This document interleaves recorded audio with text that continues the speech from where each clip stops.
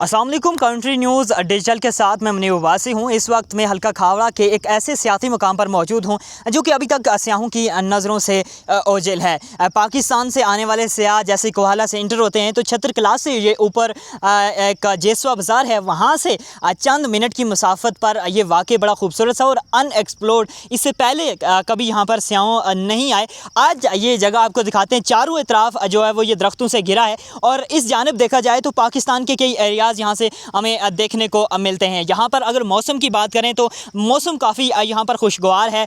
यहाँ पर जो दर्जा हरारत है वो काफ़ी जो है वो कम यहाँ पर महसूस किया जा रहा है, सर्दी महसूस की जा रही है।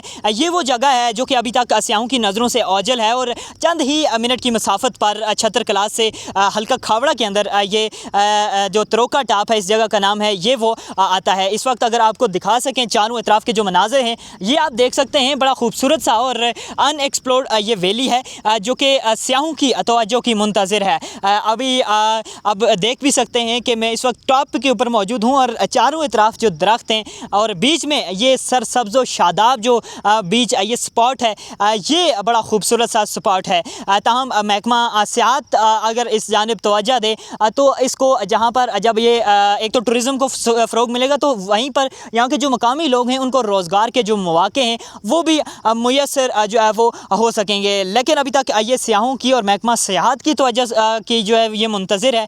ताहम ये बड़ा खूबसूरत सा सियाती स्पॉट है। आप यहाँ पर आ सकते हैं, इस मौसम को जो है वो इंजॉय कर सकते हैं और इस वैली को इंजॉय कर सकते हैं।